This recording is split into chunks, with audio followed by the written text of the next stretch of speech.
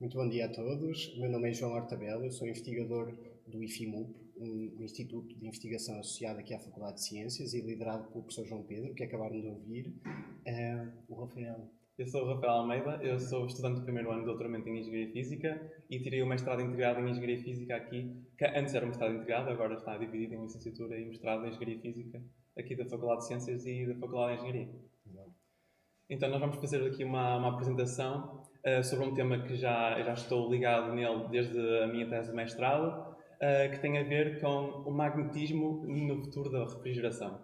E então, quando vocês ouvem magnetismo e refrigeração, a primeira coisa que vocês podem pensar é naqueles ímãs que nós gostamos de colar nas portas do frigorífico lá de casa, mas não é bem disso que nós vamos falar.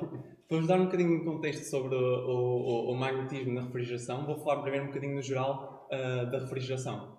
Então, e a refrigeração é bem mais do que estes frigoríficos que nós temos lá em casa.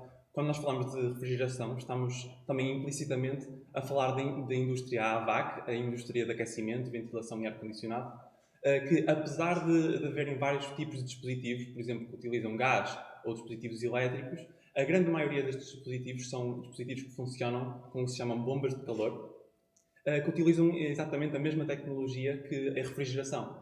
E então há cerca de 5 mil milhões destes dispositivos em todo o mundo. 2 mil destes são os tais refrigeradores domésticos, 1.600 unidades de ar-condicionado estáticas para edifícios, 1.000 para veículos, por exemplo, e estes dispositivos todos correspondem a cerca de um quarto de todo o consumo energético mundialmente. E isto pode ser surpreendente, mas ao mesmo tempo traduz o facto que o papel tão importante que a refrigeração tem na nossa sobrevivência, quer seja para a regulação da temperatura nos ambientes onde nós vivemos, ou para a regulação da temperatura dos nossos alimentos para a sua preservação. E estes números, apesar de ser muito grandes, vão continuar a aumentar, principalmente com economias que estão em desenvolvimento em países quentes e populosos, onde já há muita procura para estes aparelhos, mas infelizmente ainda não há muita capacidade de compra. E então, um lado negativo desta indústria é que é responsável por 8% de todas as emissões de gases de efeito de estufa. E este grande consumo energético leva ao que se chamam emissões indiretas, que são emissões que resultam simplesmente da produção de energia elétrica para esta indústria, que implica algumas emissões. A outra parte das emissões é devida a esta tecnologia ser baseada na expansão e compressão de gases.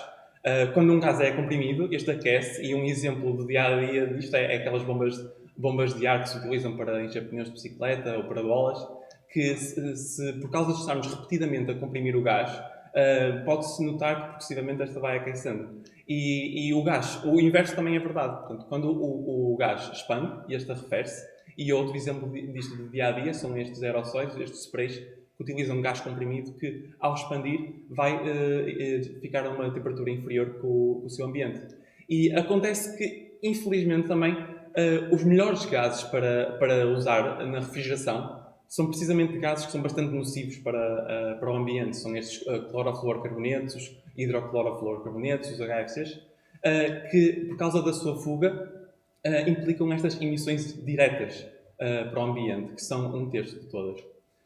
E então, com esta indústria brutal, que tem um grande impacto ambiental, e a urgência que é imposta pelo aquecimento global, vai aparecendo cada vez mais legislação restritiva, que tenta proibir ou pelo menos limitar a utilização destes gases nocivos.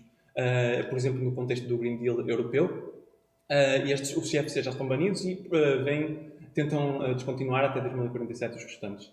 E então há uma grande procura por alternativas a esta tecnologia que sejam mais verdes, e é precisamente aqui que entra a refrigeração magnética. Muito obrigado. Eu queria começar então para vos mostrar estes dois pequenos materiais. Portanto, como o professor João Pedro disse, isto de facto consideramos que é um ótimo exemplo de como o estudo da física fundamental, e em particular as transições de fase, podem ser úteis para o mercado e para a nossa sociedade. Então, aqui à direita temos um magnete permanente, que é em tudo idêntico aos magnetes que temos, por exemplo, colados ao frigorífico, embora seja um bocado mais forte.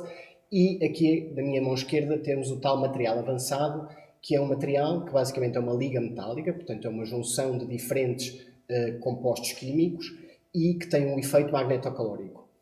É este efeito, então, que está na base da refrigeração magnética, e é ele que permite pensarmos então na refrigeração magnética como alternativa para a refrigeração atual. Então, eu queria começar por vos mostrar aqui este diagramazinho à direita, onde temos uma representação esquemática, muito esquemática, de um material magnetocalórico, que é na verdade um material magnético, e vocês podem ver nesta matriz que há aqui, temos umas setinhas que representam o que chamamos os spins, os momentos magnéticos de cada átomo dentro deste material. Estes momentos magnéticos funcionam como pequenas bússolas. São em tudo idênticas a pequenas bússolas, e isso significa que se aplicarmos um campo magnético aqui, estas bússolas orientar-se-ão na direção do campo magnético. Pois bem, o que eu vos queria mostrar aqui no vídeo à esquerda é um magnete, portanto é esta base circular que está aqui, este donut, que vai então aplicar o campo, e nós não conseguimos ver, mas vocês têm de acreditar em mim, dentro deste cilindro temos um material magnetocalórico, tal como o que vos mostrei há pouco. Portanto, o que vai acontecer é, eu vou pôr aqui o vídeo a correr, vemos que a temperatura está estável, o Rafael baixou o material magnetocalórico na região do campo, a temperatura do material subiu e depois imediatamente começa a reduzir, mas isso é natural, é apenas uma reação das trocas de calor do material que acabou de aquecer com o seu ambiente. Mas, portanto, o que é aqui de realçar é esta diferença de temperatura apenas porque aplicamos um campo magnético no material. Isto é o chamado efeito magnetocalórico. Portanto, uma variação de temperatura num determinado material que é induzida por aplicação de um campo. O facto que é interessante é que veríamos exatamente o oposto quando removêssemos o material da ação do campo magnético. Portanto, o material arrefeceria a sua temperatura. Então, podem vocês perguntar-se como é que isto pode ser usado num ciclo de refrigeração ou de aquecimento do material. Para isso, temos aqui este pequeno diagrama que vos mostra em 4 passos o ciclo completo. Portanto, começamos no material com a mesma representação esquemática, os tais spins, as pequenas bússolas, que está a uma determinada temperatura. Do passo 1 para o passo 2, acontece que aplicamos um campo. Como vos tinha dito, os spins passam a estar orientados na direção do campo e, muito importante, então a temperatura do material aumenta. Do passo 2 ao passo 3, é aqui um passo de mágica, é um passo em que trocamos calor, tal como aconteceu há pouco no vídeo, entre o material que está quente e troca calor com o seu exterior, de maneira a que, do passo 2 ao passo 3, ele diminua a sua temperatura e volta a ter a temperatura que tinha no passo 1. Só que ainda temos o campo magnético aplicado, como vocês podem ver aqui pelos spins alinhados. Vocês podem se perguntar, para onde vai este calor? Se vocês forem a um exercício curioso, mesmo eu nunca tinha, assim, só há pouco tempo é que fui ter este cuidado, se formos atrás do frigorífico nas vossas casas, que muitas vezes é difícil porque o frigorífico está encostado à parede, mas se tiverem a oportunidade, experimentem colocar a mão e vão ver como está quente. É exatamente para aí que vai o calor que é bombeado do interior do frigorífico. Portanto, temos esta troca de calor. O material, então, ainda com o campo magnético aplicado, tem a mesma temperatura que tinha aqui no primeiro passo, mas o grande passo está aqui entre o 3 e o 4, onde retiramos o campo. Os spins passam a estar desorientados e a temperatura do material baixa. É este frio que nós vamos fazer transportar para o interior do frigorífico. Na verdade, é o calor que é transferido, é mais simples falarmos de frio, e é este frio que então vai arrefecer todos os alimentos que colocarmos no interior do frigorífico. Pois bem, este processo é em tudo análogo ao processo de expansão e compressão de gases, que é o que temos atualmente nos nossos frigoríficos e em todos os AVACs. A grande diferença está então no campo magnético. Nós, na refrigeração magnética, usamos o campo magnético, na expansão-compressão, usamos a pressão. Portanto, a grande diferença é o estímulo.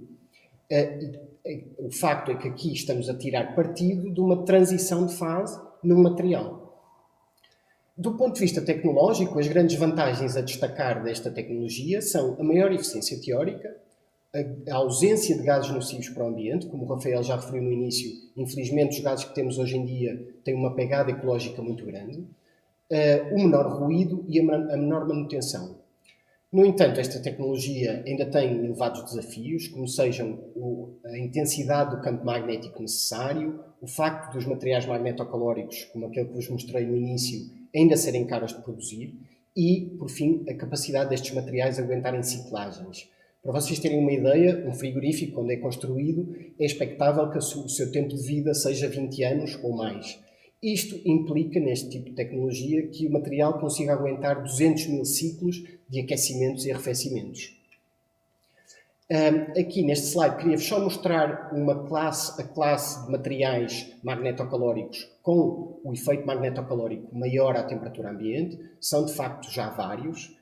E aqui à direita é uma matriz dos requerimentos que são necessários para este material. Portanto, este é um tópico muito atual tanto na parte da academia como na indústria. Portanto, existem várias empresas envolvidas, assim como também vários institutos de investigação, que estão a tentar responder a estes problemas, como seja o problema da ciclagem, da estabilidade mecânica, o facto destes materiais terem de ser não tóxicos, claro, porque os vamos ter em frigoríficos em casa, e este facto em particular destes materiais serem compostos por elementos químicos que não sejam terras raras. Terras raras, se vocês forem procurar à Wikipédia, por exemplo, é um conjunto de elementos da tabela periódica que, como o nome diz, são relativamente raros e então põem questões à produção em massa destes refrigerantes. Aqui, só para vos deixar então, para não pensarem que isto é só academia, de facto já há vários protótipos construídos. Em 2014, a General Electric, que é uma grande empresa americana, desenvolveu o primeiro protótipo onde arrefeceu uma garrafa de cerveja. A Haier, que é uma grande empresa de refrigeração chinesa, em conjunto com outras duas, desenvolveu um wine cooler, portanto um refrigerador de vinhos, em que já usa portanto, esta tecnologia para arrefecer, e a Cooltech desenvolveu para a marca Carrefour este demonstrador, este frigorífico para refrigerantes. Pronto, como podem ver, já há aqui uma ligação intrínseca entre o estudo dos materiais magnetocalóricos e as bebidas alcoólicas. Não sei, talvez seja uma coincidência ou talvez não. Pronto, e agora queria-vos passar só para o último ponto, portanto, dar-vos um bocadinho uma perspectiva histórica de quando é que nasceu este efeito, que vocês talvez nunca tivessem ouvido falar, mas ele já foi descoberto no final do século XIX pelo Lord Kelvin, portanto, o mesmo que deu origem às unidades de Kelvin em temperatura. Pouco tempo depois, o Edison e o Tesla aproveitaram o inverso deste efeito, que falarei já de seguida, para desenvolver motores termomagnéticos. Ainda na década de 1910 foi medido o efeito magnetocalórico num pedaço de níquel. Portanto, o níquel é um dos elementos que temos em moedas, por exemplo, portanto um elemento muito abundante.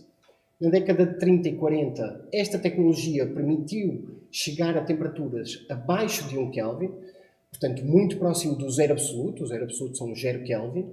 E, finalmente, na década de 90, foi descoberto o efeito magnetocalórico num material idêntico àquele que vos mostrei no início desta apresentação, o que permitiu revolucionar e mostrar que era possível, de facto, atingir a refrigeração magnética à temperatura ambiente. Eu ia agora pedir que colocassem um vídeo. Exato. O que vemos aqui é um pedaço de níquel, portanto, um material magnético, e à esquerda um magnete.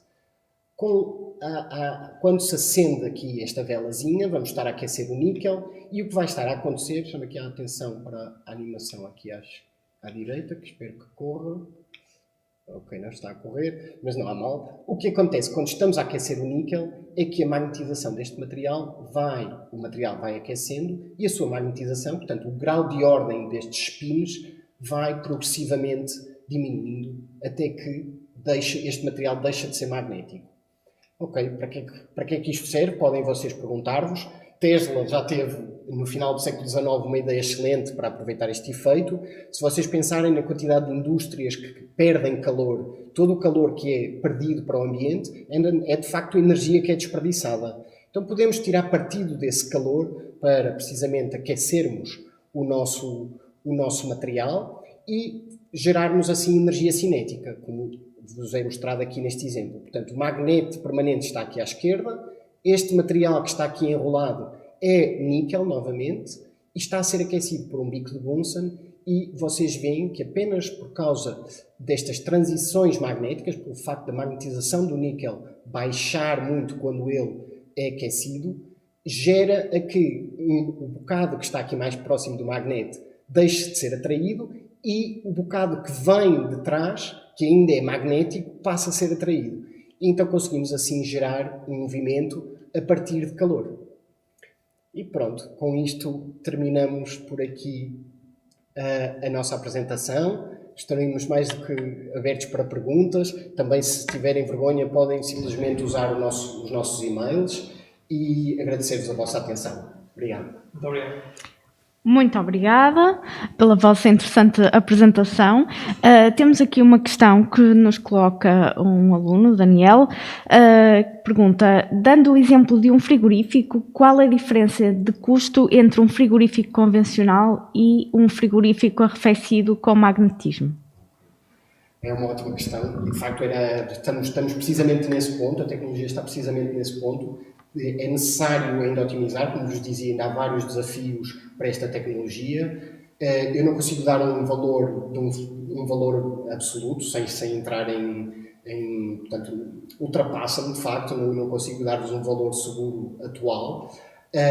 Posso dizer-vos é que uma grande contribuição para o peso destes protótipos está ainda na capacidade de gerar o campo magnético, na capacidade de termos o nosso magnete que vai gerar o campo para que se dê o efeito magnetocalórico no material magnetocalórico. Portanto, o preço, mais de 50% dos protótipos desenvolvidos até agora,